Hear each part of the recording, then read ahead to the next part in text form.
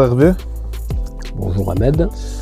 Alors première question, pouvez-vous vous présenter et nous parler de votre parcours dans le football? Alors mon parcours dans le football, me présenter déjà Hervé Giraud-Guérampont.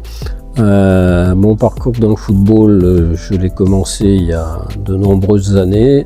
J'ai commencé en minime, qui doit correspondre au U14 actuellement. J'ai commencé au club de Tullin parce que dans mon village, il n'y avait pas d'équipe de cette catégorie. Et j'ai joué après jusqu'à l'âge de 43 ans. Qu'est-ce qui vous a donné envie de vous engager au service du district de l'Isère? L'amour du football, la passion du football départemental qui a fait que je me suis rapproché de personnes qui étaient à cette époque-là au niveau du district et j'ai proposé ma candidature pour venir aider les membres de commission. C'était en 1995. Et depuis votre prise de fonction, quelles ont été vos principales priorités? Alors la priorité, je dirais numéro 1, c'était de remettre une pyramide des championnats en senior avec une pyramide avec une pointe et non pas une pyramide plate pour essayer de redonner un peu de compétitivité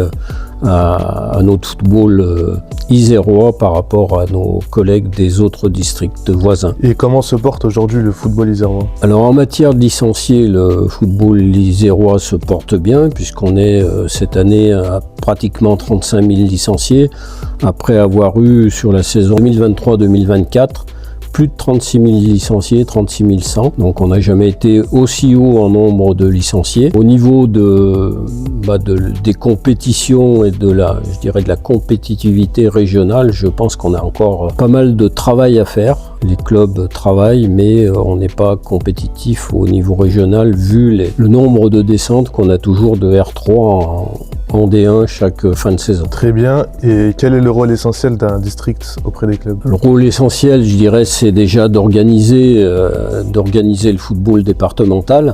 Après, auprès des clubs, c'est de leur apporter l'aide qu'on peut leur apporter en fonction de leurs demandes et de leurs besoins. Très bien. Et quels sont les grands défis du football amateur en Isère? Le plus grand défi, je dirais, c'est de lutter contre cette violence qui gangrène nos bords de terrain. Ça, c'est quelque chose qui est très compliqué. Qu'on ne maîtrise pas, que les clubs ne maîtrisent pas et nous on ne le maîtrisera pas mieux que les clubs parce que c'est le problème de la société aujourd'hui qui a plus de respect pour rien du tout. Donc voilà. Après, au niveau de ce qui est des terrains par eux-mêmes, je pense qu'on a fait ce qu'il fallait pour que tout se passe relativement bien. Et comment le district accompagne-t-il les clubs au quotidien? Alors, l'accompagnement au quotidien se fait avec nos 4 conseillers techniques qui sont à la disposition des clubs. Il suffit que les clubs demandent et on est là pour un des conseillers viendra les accompagner suivant leur demande, si c'est futsal, si c'est plus sur les féminines ou choses comme ça. Un des conseillers sera disponible pour aller les accompagner. Très bien. Et quelle place occupent les bénévoles dans le fonctionnement du football isérois? Je pense que c'est la place la plus importante. Parce que sans bénévoles, les clubs n'arriveront pas à tourner. Sans bénévoles, le district, c'est de plus en plus compliqué. Depuis le passage du Covid au district, on a perdu énormément de personnes. Plus, il n'y a pas de renouvellement qui se fait. Donc le bénévole, c'est vraiment la cheville ouvrière du football en Isère ou ailleurs aussi. Et quelles actions sont mises en place pour le développement des jeunes? Le développement des jeunes se fait par le biais des U15, U13 avec le PPF et puis surtout le développement du football féminin aujourd'hui qui est l'axe primordial de la fédération. Donc là aussi, Jérémy travaille beaucoup sur cet axe-là. Très bien. Et comment travaillez-vous avec les éducateurs et les dirigeants de club? Sur les éducateurs, c'est toujours les relations qu'ils ont avec nos éducateurs, avec nos conseillers techniques, par le biais de la formation, par le biais de l'accompagnement qui peut être fait aussi. Les dirigeants de club. Les dirigeants de club, c'est des relations qu'on a lors de nos réunions. Lors des réunions de formation que font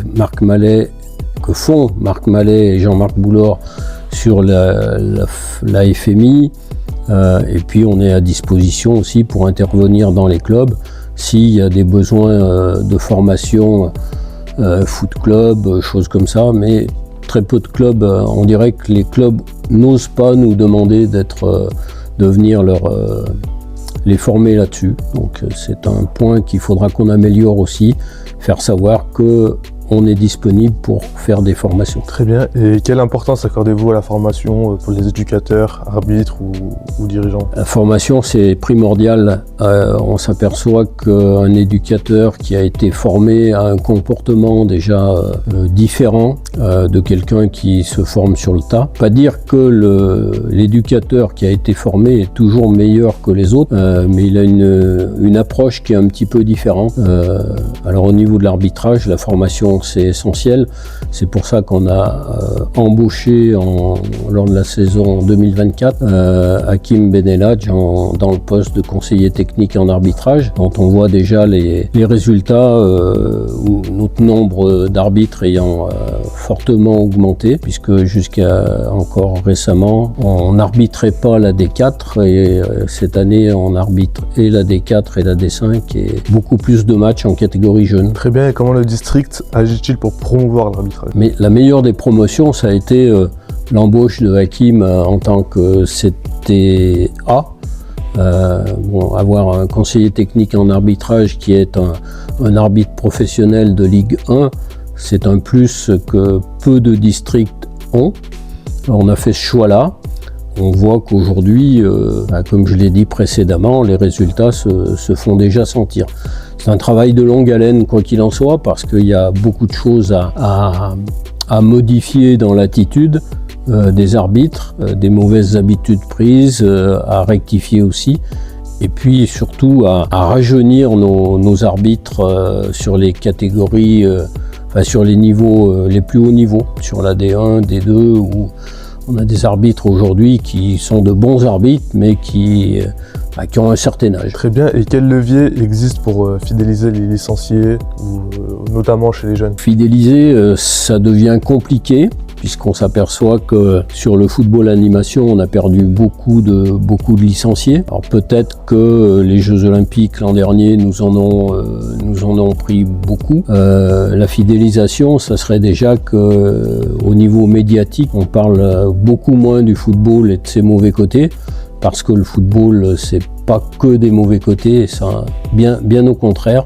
Il y en a bien d'autres, de très bons, qui sont jamais mis en avant par les médias. Mais pour fidéliser, il faudra qu'on travaille aussi là-dessus, sur les comportements autour des terrains, je le redis, des fois de parents aussi.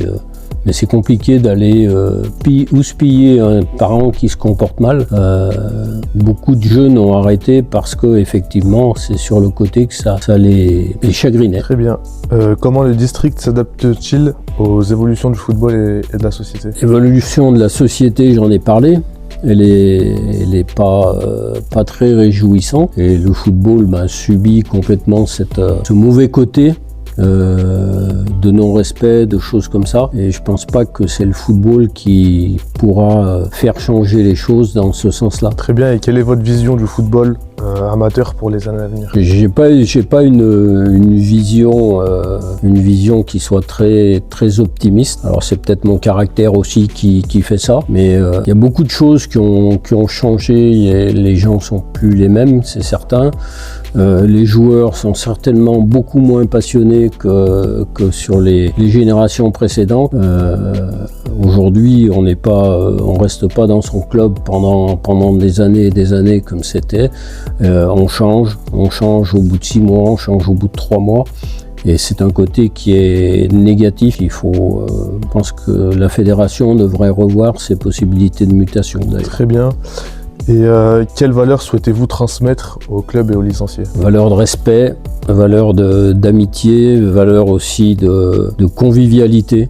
Le football amateur doit rester sur ces critères-là. Il ne faut pas aller dans le sens, je dirais, du semi-professionnalisme qui tuera le football départemental. Et quel regard portez-vous sur l'engagement des clubs isérois? Les clubs isérois travaillent beaucoup, travaillent bien pour certains, un peu moins bien pour d'autres, on va dire, mais chacun travaille fonction des ambitions qu'il peut avoir. Je le dis encore, comme je l'ai dit en préambule de ce moment, je crois qu'on a encore à travailler sur la qualité du football qu'on produit en Isère, parce que je le dis, on est le 2e district de la Ligue Auvergne-Rhône-Alpes, et hélas, on n'est pas en matière de compétitivité, je pense qu'on n'est pas le 2e, on est peut-être le 4e, et c'est un petit peu, c'est pas normal par rapport à ce qu'on a en effectif chez nous. Très bien, et quel message souhaitez-vous adresser aux bénévoles du district? Les bénévoles qui travaillent au district,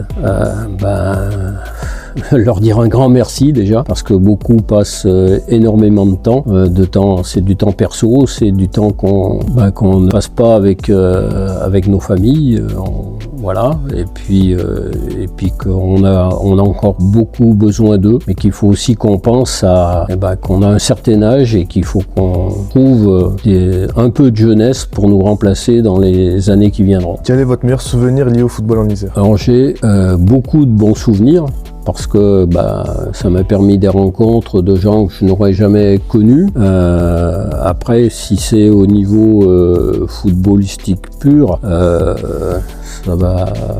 Meilleurs souvenirs sont les 2 saisons que j'ai passées au FC Grenoble, donc l'ancêtre du GF38, les 2 saisons cadets où on faisait du bon football et où j'ai été aussi capitaine de la sélection du Dauphiné à cette époque-là, cadet. Très bien, et pour conclure cette entrevue, quel message souhaitez-vous adresser à l'ensemble des clubs et des licenciés isérois? Le message de prendre du plaisir, de se faire plaisir sur les terrains de foot, de se faire plaisir autour du football, et c'est le message le plus important que j'aurais à leur passer. Prenons du plaisir. Très bien, merci Hervé.